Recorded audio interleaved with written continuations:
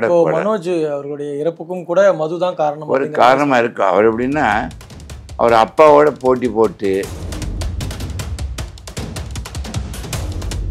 எந்த அப்பா உயர்ந்த நிலையில் இருந்தால் மகன்களுக்கு அது டென்ஷன் வந்துடுது. நான் நினைச்சேன் உன் வாழ்க்கையை நீ காப்பி அடிக்காது.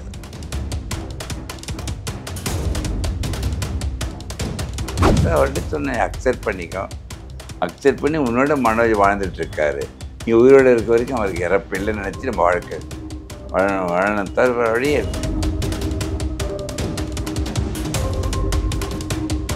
ரொம்ப அருமையான மனிதன், ரொம்ப அருமையான மனிதன், பிடிக்கும், எல்லாருக்குமே பிடிக்கும். அவர் சில தோல்விகள் வெற்றியில் அடைஞ்சிருக்கு, தோல்விகளை தாங்குகிற சக்தி இல்லாத இருக்கலாம்.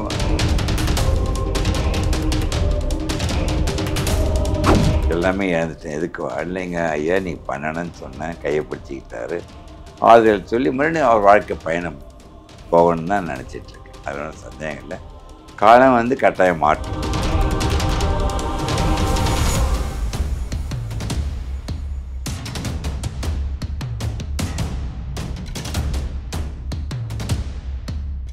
வணக்கம் சார். வணக்கம். எப்படி இருக்கீங்க சார்? நல்லா இருக்கேங்க. ஆக்சுவலாக யாரை பார்த்தாலும் எடுத்தோடனே நம்ம வந்து எப்படி இருக்கீங்க அப்படிங்கிற அந்த ஒரு வார்த்தையை தான் கேட்போம். கட்டாயம். ஏன்னா காலமாகவே நம்ம வந்து ஒரே ஒரு விஷயம், நீள் ஆயுள் நிறை செல்வம், நீள் ஆயுளுக்கு அப்புறம் தான் செல்வம் அப்படிங்கிறது வழியாக நம்ம வந்து ஆரோக்கியத்துக்கு முதன்மையான முக்கியம் கொடுத்து முக்கியமானது. ஆனால் இப்போ சமீபமாக வந்து நம்ம பார்க்கக்கூடிய அந்த விஷயங்கள் செய்திகள் எல்லாமே வந்து என்னடா இது 30 வயசு தாண்டும் போது ஒரு பயம் வருது சார்.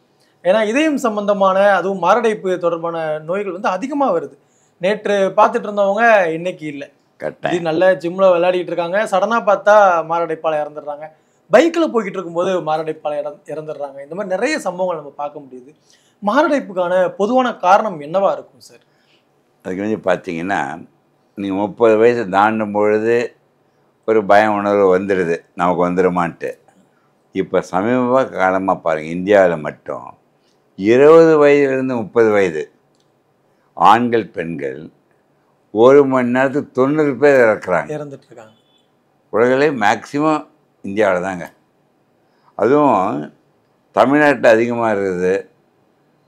இந்தியாவில் எந்த பாகம் வந்து வளர்ச்சி அடைஞ்ச நாடுகள் ஸ்டேட்ஸு அது ரொம்ப அதிகமாக இருக்குது.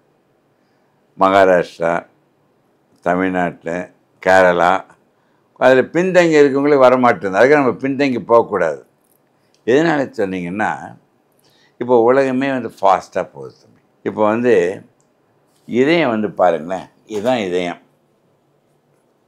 கையளவு இங்கே இருக்குது, 72 முறை துடிக்குது ஒரு நிமிடத்துக்கு, ஒரு நாளைக்கு லட்சம் முறை. நம்ம வாழ்கின்ற 100 வருடம் கடந்து விடாமல் ஏங்க காத்துக்கிட்டு இருக்குது. இதயம் ஃபேப்ரிகேஷன் இந்த டூரேஷன் எவ்வளோ தெரியுமா? 125 வருடம் இயங்கிறதுக்கு படைக்கப்பட்டது. அப்படிங்களா சார்? அப்படின்னு it has been proven scientifically. இப்போ அன்ஃபார்ச்சுனேட் 125 வருடம் இயங்கணும்ல, அது 100 கழித்து 25லே இறக்குறதுனா அவனுடைய அறியாமை மட்டும்தான் காரணம். எல்லாமே இப்போ நமக்கு இன்ஸ்டண்ட்டாக வேணும் அப்படிங்கிற ஒரு தேர்வையும் வந்து எல்லாமே எதெல்லாம் வேணும்னா அப்படி தான். இது ஒன்றே ஒரு கேள்வி உங்களை கேட்குறேன். இது 125 வருடம் வாழை துடிக்க காத்துக்கிட்டது. எதையும் உங்களோட பேச கற்றுக்கிச்சு. இன்றைக்கி பேச கற்றுக்கொண்டால் அது ஒன்று என்ன கேட்கும், பேசுறது உன்னோட, அது என்ன கேட்கும்னு நினைக்கிறீங்க? இதையும் பேசுது, 125 வருடம் நான் உனக்காக காப்பாற்றுறேன்னு சொல்லுது, அது என்ன கேட்கும் பேசிச்சுன்னா? எனக்காக சில விஷயங்கள் நீ பண்ணி கொடு அப்படிங்கிற எதை மாதிரி கேட்கும்? உணவு வகைகளில், உணவு, உடற்பயிற்சி எல்லாமே உலகம் மொத்தம் முக்கியம் தான் சொல்லிட்டு இருக்கேன். உடனே சொல்லிட்டோமா, இதயம் கேட்பது ஒன்றே ஒன்று, என்ன தெரியுமா? என்ன சொல்லுங்க பார்க்கலாம்? புன்னகை. இதயம் கேட்பது ஒன்றே ஒன்று, நீ மகிழ்ச்சியாக இரு. நீ மகிழ்ச்சி என்ற உள் உணர்வில் இருந்தால் என்டார்ஃபின் ஒரு ஹார்மோன் சுரக்குது. இந்த என்டார்ஃபின் என்ன தெரியுமா தம்பி? நம்ம மார்ஃபின் வெளியில் இன்ஜெக்ஷன் போட்டால் உங்களுக்கு கொண்டுடும். அதே உடம்பில் உள்ளே சுரக்கின்ற மார்ஃபின் தான் என்டார்ஃபின். அது சுரக்க வைக்கிறோன்னா நீ மகிழ்ச்சியாக இருந்தால் போதும். அந்த மகிழ்ச்சி, அந்த உணர்வு இருந்தால் 100 வருடம் கடந்து எப்போல்லாம் நீ மகிழ்ச்சியை இழக்கின்றாயோ உன்னையே இழந்து விடுகிறாய். நேற்று கூட மனோஜ், என்னுடைய நெருங்கிய குடும்ப நண்பர், மருத்துவர், நானும் சொக்கலிங்க பாரதி ராஜாக்கெல்லாம் இறந்து பெரிய இழப்பு. விஞ்ஞான வளர்ச்சி எவ்வளோ வளர்ந்துடுச்சு, இன்னும் வளரப்போகுது. ஆனால் இதுவரை மகிழ்ச்சி என்ற அளவிற்கு மருந்தே கண்டுபிடிக்க முடியாது. அந்த மகிழ்ச்சி என்பது வெளியில் இருக்கிறதுல ஏதோ பிரச்சனைகள் பிரச்சனை இல்லாத மனிதன் இருக்க முடியாது, பிரச்சனையற்ற மனிதன் இருக்க முடியாது. அந்த பிரச்சனையை வாழ கற்றுக்கொண்டு அதிலிருந்து ஒரு மகிழ்ச்சி அடையதான் வச்சுக்க, 100 வருடம் வாழ்ந்துடலாம். சில பிரச்சனை இருக்குது, கவலைப்பட்டால் என்ன ஆகுது? ஹார்ட் அட்டாக் தானே வருது, பிரச்சனை போயிடுதா? புரியுதா இல்லையா? ஸோ என் நிலையிலும் நீ மகிழ்ச்சியாக இரு. அதான் அடிக்கடி சொல்கிறேன், மகிழ்ச்சி என்பது கொடுப்பது மகிழ்ச்சி. அறிவாக, நேரமாக, உழைப்பாக, பணமாக கொடுத்துக்கிட்டே மகிழ்ச்சி வரும். அதை விட பல மடங்கு மகிழ்ச்சி விட்டு கொடுப்பதில் மிக்க மகிழ்ச்சி. விட்டு கொடுக்கறது கிடையாது. இப்போ மது அருந்துறதுனாலையும் மாரடைப்புக்கு வர்றது பாருங்க, நிறைய பேர் மகிழ்ச்சியாக இருக்கிறது இது இம்பார்ட்டன்ட். நான் சிகரெட் பிடிக்கணும், மது அருந்ததுனால எனக்கு மகிழ்ச்சியாக இருக்குன்னு நிறைய பேர் கேட்குறாங்க. அந்த மகிழ்ச்சி அது மாயை மகிழ்ச்சி. ஒரு உடம்பை அரிச்சிக்கிட்டே கெடுத்துடுது, அது கூடாது. மது புகைப்பிடிது வரும், மது அருந்தது கூட பாருங்களேன், கொலஸ்ட்ரால், கெட்ட கொலஸ்ட்ரால் கூட்டிடும், ரத்த கொதிப்பை கூட்டும், இதய துடிப்பை கூட்டும், ரத்த குழாய்ப்பை கொலஸ்ட்ரால் வேகமாக படிக்க வச்சிடும். ஸோ மது அருந்துவது கட்டாயம் கூடாது. இப்போ சமீபத்தில் கண்டுபிடிச்சினா தெரியுமா, அந்த மதுவில் மெட்டபலைட் ஆகுது எத்தனால், அது என்ன ஆகுதுன்னா அசிட்டால்டிஹைட். அதான் எல்லாத்துக்கும், எல்லா சிஸ்டமும், நரம்பு, நுரையீரல், இதயம், மூளை, கிட்னி, இப்போ எல்லா கேன்சர்களுக்கு கூட காரணம் மது அருந்துவது. ஆனால் மது அருந்துவது கிட்ட கூட மனோஜ் அவர்களுடைய இறப்புக்கும் கூட மது தான் காரணம். ஒரு காரணமாக இருக்கும். அவர் எப்படின்னா, அவர் அப்பாவோட போட்டி போட்டு தண்ணியே போட்டி போட வச்சுக்கிட்டாரோ, அவரெல்லாம் போட்டி போட வைக்கலை. மன அழுத்தம், எந்த அப்பா உயர்ந்த நிலையில் இருந்தால் மகன்களுக்கு அது டென்ஷன் வந்துடுது. நான் நினச்சேன், உன் வாழ்க்கையை நீ காப்பி அடிக்காது, உன் வாழ்க்கை நீ மகிழ்ச்சியாக வாழ கற்றுக் கொடுக்கணும். அந்த கம்பேரிசனே இருக்கணும். அனைவருக்கும் வாழ்க்கை ஒரு இனிய பயணம், அவங்க வாழ்க்கை பயணம் போகணும். ஆனால் சார், எல்லாருக்குமே ஒரு எண்ணம் இருக்கும் இல்லையா, அப்பா, என்னோட அப்பா ஒரு வகையில் சாதிச்சாருன்னா அவரை தாண்டி நான் சாதிக்கணும் அப்படிங்கிறதான சார் எண்ணம். சாதிக்கணும், கட்டாயம் முயற்சி பண்ணு. சரி, முயற்சி பண்ணுற, முடியலன்னு சொன்னால் இறந்துடலாமா? நீ முயற்சி பண்ண, அதான் சொல்கிறேன், வெற்றி அடைவது மகிழ்ச்சி அல்ல, மகிழ்ச்சியுடன் இருப்பது தான் வெற்றி என்று உணர்வு. மனசுக்குள்ளே குமரிக்கிட்டே இருந்திருக்காரு என்ன சார்? இருக்கணும் கட்டாயம். எதாவது உள்ள டீட்டெயிலாக தெரியாது. அவருடைய ஹேபிட்ஸ் முக்கியமாக இருக்கலாம், கொஞ்சம் கேர்லெஸ்ஸாக இருந்திருக்கணும். எல்லாமே சேர்ந்து தானே வருது. நீங்கள் பாரதி ராஜா சாருடைய குடும்ப மருத்துவர். ஆமாம், 50 வருடம் எனக்கு தெரியும். அவர் குழந்தையிலேருந்து பார்த்துருக்கேன். மார்னிங் பாவும் ரொம்ப வருத்தப்பட்டேன். அவர்கிட்ட சொன்னேன், அக்செப்ட் பண்ணிக்கோ, அக்செப்ட் பண்ணி உன்னோட மனோஜ் வாழ்ந்துட்டுருக்காரு, நீ உயிரோடு இருக்க வரைக்கும் அவருக்கு இறப்பு இல்லைன்னு நினச்சி நம்ம வாழ்க்கை வாழணும். தவிர வழியே எது ஒன்று வச்சுக்கிறேன்ப்பா, மாற்ற முடியாதுன்னா ஏற்றுக்கொள், மாற்ற முடியும் என்றால் முயற்சி மாற்றிவிடு. பாகுபடுத்தி அறிவது தான் ஞானம். அதில் போய் ஒரு குழப்படியோடு பண்ணிங்கன்னா நம்மளே இழந்துறேன் இல்லை தம்பி.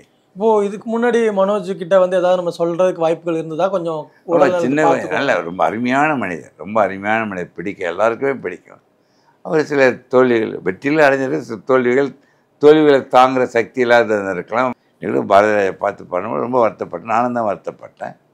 எனக்கு என்ன பண்ண முடியும், அதை அக்செப்ட் பண்ணி காலம் ஹீல் பண்ணிவிட்டு அதுக்குள்ளே நம்ம மனதை தெம்புப்படுத்தி வாழ கற்றுக்கணும். ஆனால் நம்மளுடைய இந்த பாண்டிங் அப்படிங்கிறதே பாசம், குடும்ப பிணைப்பு, அதுலேயும் வழி வழியாக என்னென்னா புத்திர சோகம் ரொம்ப உண்மையானது அப்படிங்கிற ஒரு உண்மையான கருத்து. பாரதி ராஜா சார் அவர்கள் ரொம்ப வருத்தப்பட்டார், ரொம்ப வருத்தம். எந்த அளவுக்கு அவர் உறுதியாக நிற்கணும் சொல்ல மாதிரி சொன்னேன், இன்மட்டினா சொக்கலிங்க எல்லாமே இழந்துட்டேன், எதுக்கு வாழலைங்க ஐயா, நீ பண்ணணும்னு சொன்னேன், கையை பிடிச்சிக்கிட்டாரு, ஆறுதல் சொல்லி மறுபடியும் அவர் வாழ்க்கை பயணம் போகணும்னு தான் நினச்சிட்ருக்கேன். அதனால சந்தேகம் இல்லை.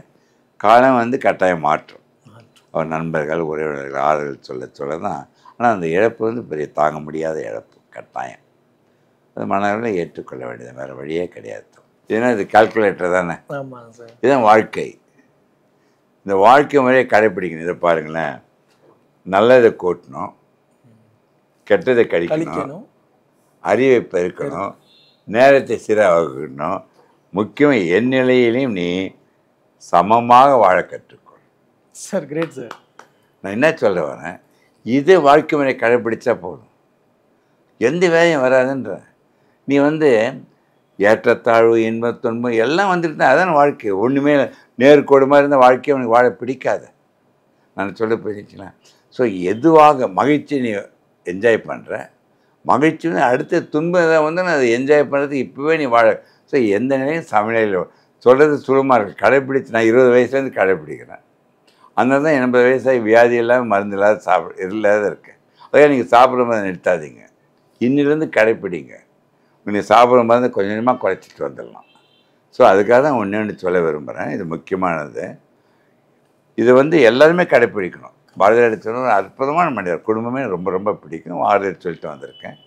இது பாரு, நான் என்ன சொன்னேன், உயிரினம் தெய்வம் உடலினம் ஆலயம். அந்த 3 ஊக்களாக பிரித்தம்பா. இந்த 3 ஊக்கள் என்ன தெரியுமா? நான் சொல்கிறேன், கூடவே சொல்கிறீங்களா? உணர்வு, உணவு, உடற்பயிற்சி. இந்த 3 ஊக்களை 60 வருடம் உலக மக்கள் என்ன சொல்லிட்டு இருக்க 3 மந்திரம் என்ன சொல்லணும் தெரியுமா?